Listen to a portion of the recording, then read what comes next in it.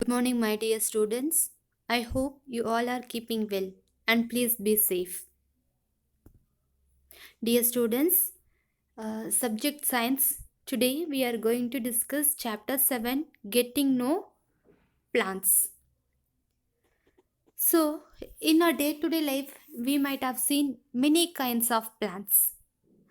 Plants are very essential to our life because it gives us food and trees gives us shelter and it gives a very precious thing called air. So, in various ways, plants are helpful for us. So, about plants, we should know. So, through this lesson, we are going to learn. Let us go inside. Getting to know plants. If you look around in nature, you will find it very colorful because of green meadows, ice capped mountains, lands cultivated with green waving crops, forests with tall trees, and gardens with colorful flowers. Plants such as rose, marigold, mango, coconut, maize, etc. bear flowers. They are called flowering plants. Some plants such as money plant, pine, fungi like mushroom do not bear flowers. They are called non-flowering plants. Life is not possible without plants. You find plants everywhere around you. Some are small while others are big. Some are found in water while others are grown on land in your houses, schools, farmhouses, and on roadsides. So last year also in our class, so all you brought some kind of small plants and you you were growing. So it was such a good experience. You were very happy when it grew. So already as we discussed, there are two main groups, flowering plants and non-flowering plants. Flowering plants examples are rose, sunflower, mango, and non-flowering ferns and mosses. There are three kinds of plants. One is herbs, second one is shrubs, and third one is trees. What do you mean by herbs? Plants with green and tender stems are called herbs.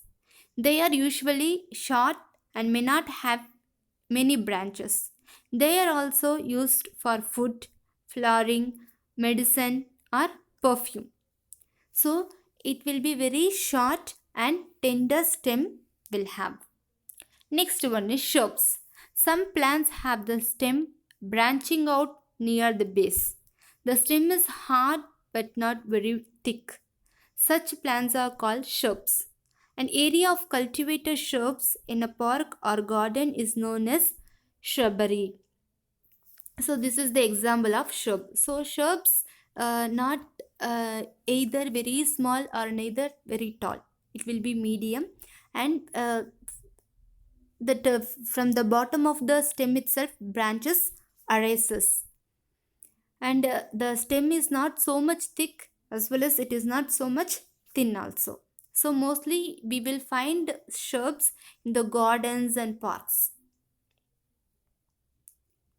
Next one is trees. Some plants are very tall and have hard and thick brown stem. The stem have branches in the upper part much above the ground. Such plants are called trees that tend to be long lived. Some reaches several thousands of years. So, as we know that trees stem are very thick and brownish color and at the bottom we will not find any branches and branches also may be woody and it's very strong at it has the tendency to live long life. Next one is climbers and creepers. Have you seen climbers and creepers? Plants that take support on neighboring structures and climb up are called climbers. Here are the some Examples like pea, money plant, grapevine, all are climbers. Creepers, plants with weak stems that cannot stand upright and spread on the ground are called creepers. So the stem is very big, henceforth it cannot withstand. Henceforth it will spread around the land, ground. Plant system. So there are two systems. The first one is root system, the next one is shoot system. The underground part of the plant or the part that remains in the soil is called root system. So below the ground, the part which is there in the plant is known as root system, and above is known as shoot system. The green part of a part that grows above the ground is called shoot system. So under the ground we will find roots. Above the ground we will find shoot. In that we will find stem, leaf, seed, fruit, flower, etc. What do you mean by stem? The stem helps the water and minerals to go to leaves and other plants parts. Attached to the stem through narrow tubes inside them. So inside the stem there will be narrow tubes are there. They are known as xylem and phloem. Xylem tube is useful for transporting water, whereas phloem is transporting food for the plant. Leaves.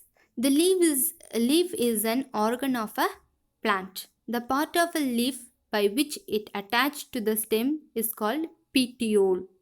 So here they have marked. The broad green part of the leaf is called lamina. The lines on the leaf are called veins, and the thick vein in the middle is called midrib. The design made by veins in a leaf is called leaf venation. So such a wonderful creation of God. Here there are two kind of venation: parallel venation, reticulate venation. In the leaves of grass, the veins are parallel to one another. This is parallel venation, like a parallel way it is there. But here if you see, if the design is not net-like on both sides of midrib, this venation is known as reticulate venation. So the midrib is the center one. So both the sides same like net-like veins are going.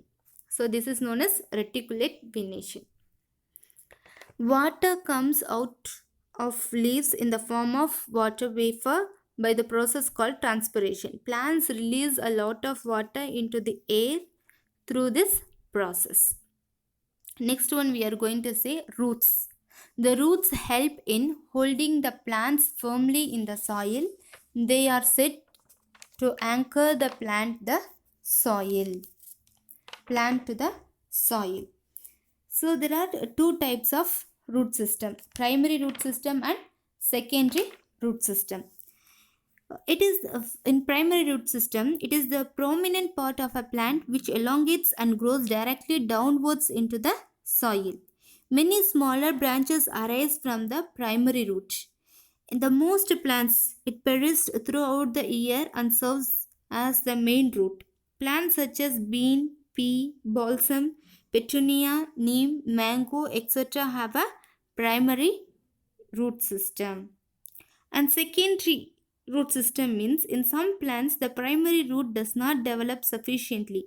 The primary root dies and smaller roots from the base of the stem develop as secondary roots. Secondary roots are also called fibrous roots. Such roots are found in grass, wheat, rice and onion.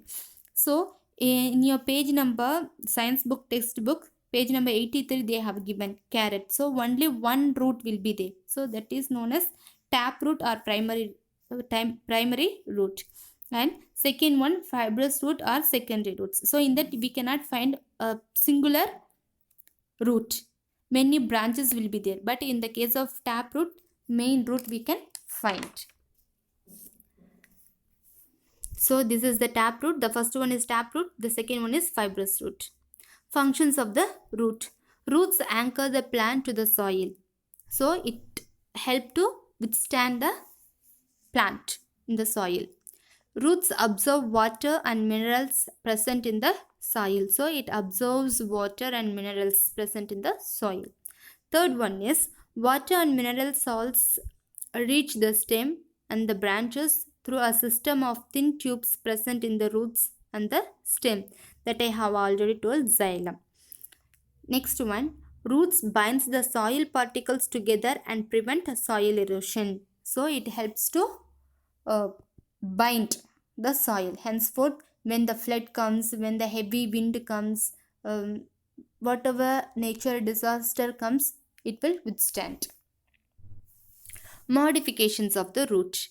When roots perform different functions which changes their structure is called modification.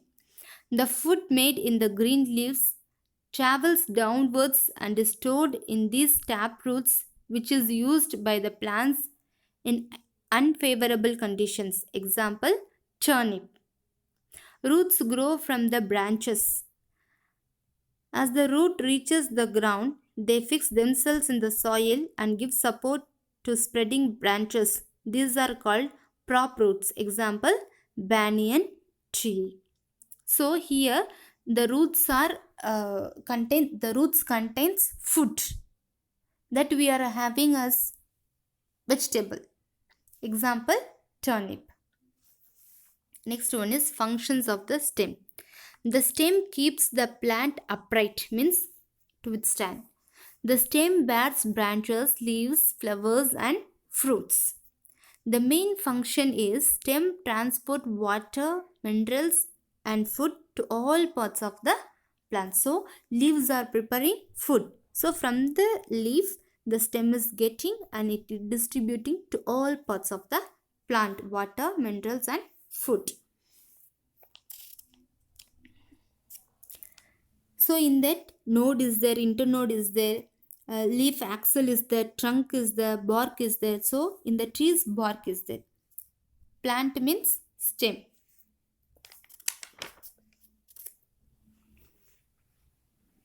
Modification of stems, underground stems for storage of food. Stems of some plants grow underground and store food. There are three kinds of underground modified stems: the bulb, stem tuber, and rhizome. The bulb is the dense cluster of scaly, food filled leaves surrounding a bud. This bud develops into shoot, flower, and leaves. Some common bulb forming plants are garlics and onions. They also have nodes and internodes. So, onion and garlic is known as modification of stem. So, onion, garlics are stem. Second one is stem tuber. Is an underground stem that is swollen with stored food. The potato is a popular stem tuber. The horizontal branches of potato grow underground and swell up to store extra food. It also has nodes and internodes. So here also the swollen stored food like potato. It's a popular stem tuber. So potato is also stem though it is under the ground. Third one is a rhizome is an underground stem which becomes swollen with stored food. Ginger is a rhizome. So here they have given defensive organ. Thorns are certain parts of plant that are usually sharp, short and hard. They are developed in the axil of the leaves or on the branches. Thorns protect the plants from stray animals. Lemon, Jordan's and bougainvillea plants bear thorns on their stems. So when animals come to mess, it will break. Henceforth, animals will not come near to the plants. Henceforth, it is defending. Stem tendril. A stem tendril is the part of a climbing plant that attaches itself to an object for support. Tendrils curl themselves like springs around a support. Grapevine and gourds are example of plants bearing stem tendrils. Means in the stem the tendrils will be there. Gods means bitter god, bottle god, snake god, etc. For making food, stems of cactus are fleshy and green. They make food for the plant and store extra water. The cactus grows in desert where water is scarce. So, as I told here, the stem tendrils and here rhizome and cactus. Structure of leaf. So, this is known as leaf plate or lamina, vein, midrib, leaf stalk. Types of leaf venation that already we have seen: parallel venation and reticulate venation. Functions of leaf. The presence of green pigment is called chlorophyll. Since chlorophyll is present, the leaf looks like green color. Chlorophyll uses sunlight to provide energy to the plant for making food. This process of making food by the leaves is called photosynthesis, that you have already learned in class 5. The food that the leaf prepares is a kind of sugar called glucose. So while preparing the food, a kind of sugar we get that known as glucose. The glucose changes into starch before plant stores it. So before the plant store the food, it changes. Glucose changes into starch.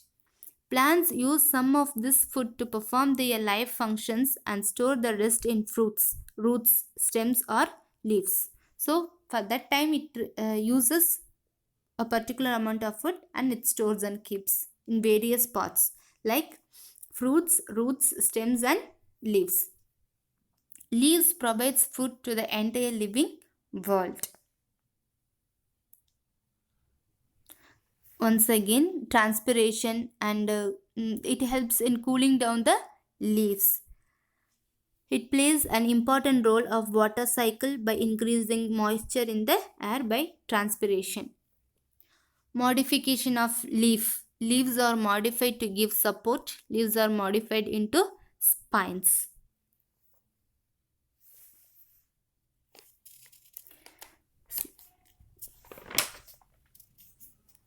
So, functions of leaf: food manufactured.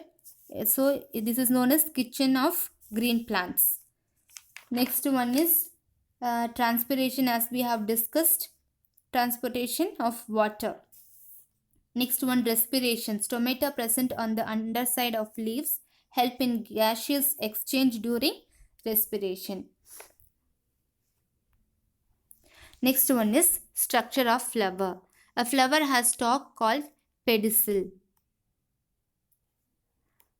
The outermost wall of green leaf-like structure is called sepals. The downside, that like green color, it will be there, like leaf 5 or 5 will be there. Next to sepals are petals, which gives very more beauty to the flower. In the center of the flower rises a flask-shaped structure called the pistil. Next one is, its base is called the ovary, which is enlarged.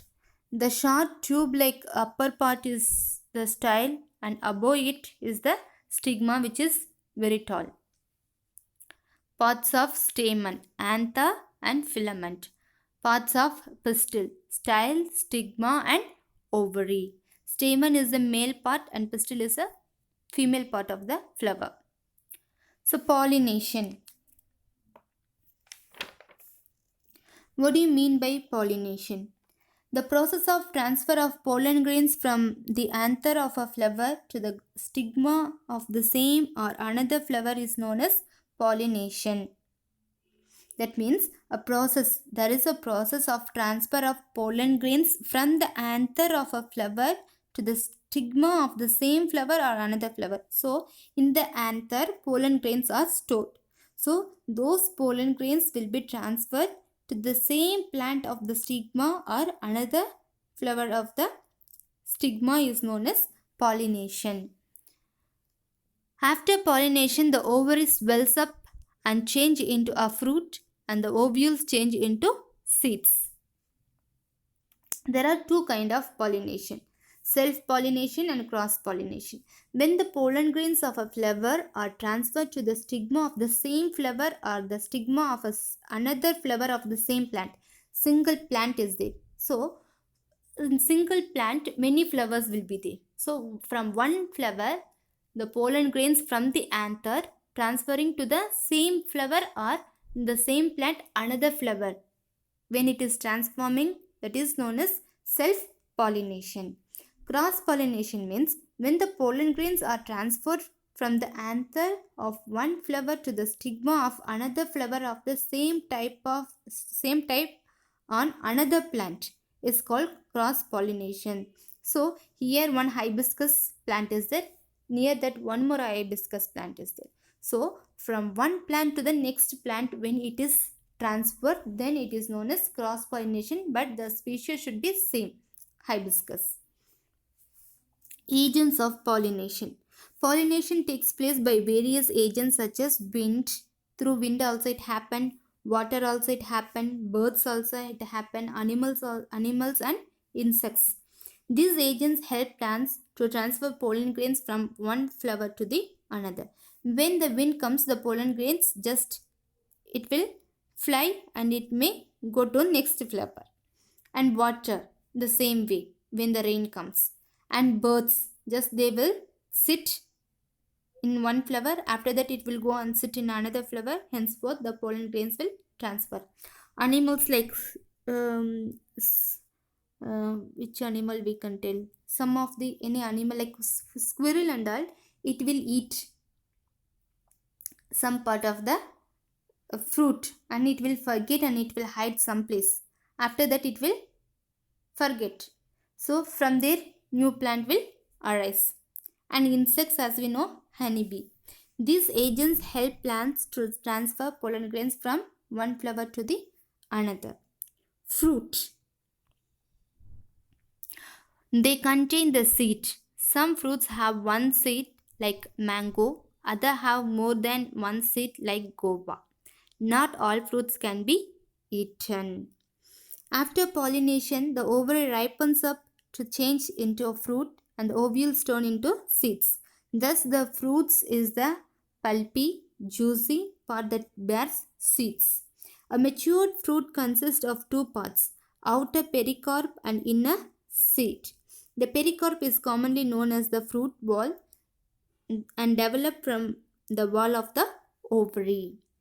Functions of fruits.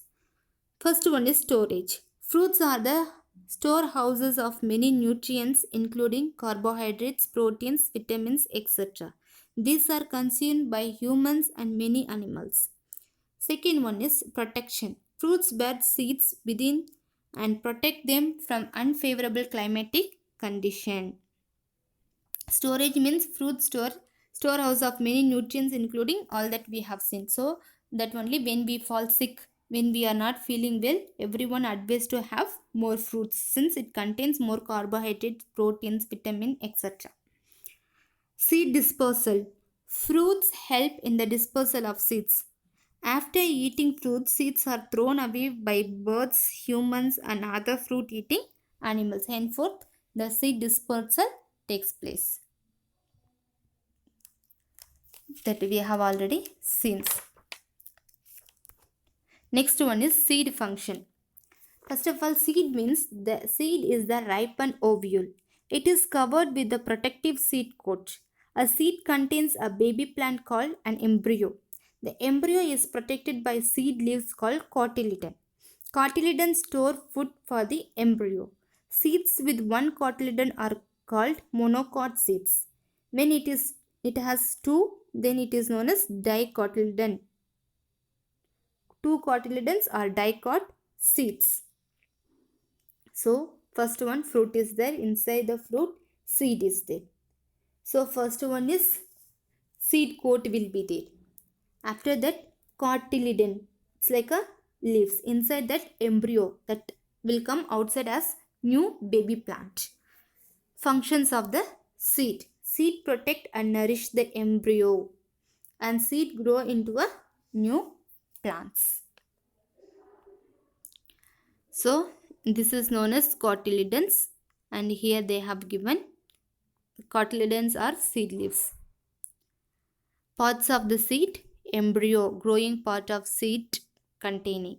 Endosperm, tissue that provides nutrition for the developing seed. Cotyledon means food storage for the baby plant. Seed coat, protective or outer covering of the seed. So dear students, today we have discussed about plants. So what is the importance of plants, and what are the types, how plants are classified into herbs, shrubs, and trees, creepers, climbers, and there are two main types are there: root system and shoot system. So how many root types are there, and what is their functions, and how they modified, all these things we have discussed. In the same way, in shoot system also, stem and functions of stem, modification of stem, underground stem for storage of food, defensive organs, stem tendrils for making food, the leaf, functions of leaf, modified leaves, the flower, parts of flower, what is pollination, agents of pollinations, fruits, seeds, functions of fruits, and functions of seed. All these things we have discussed. Hope you might have understood. If you have any doubt, please ask me. Thank you. Take care. Have a nice day.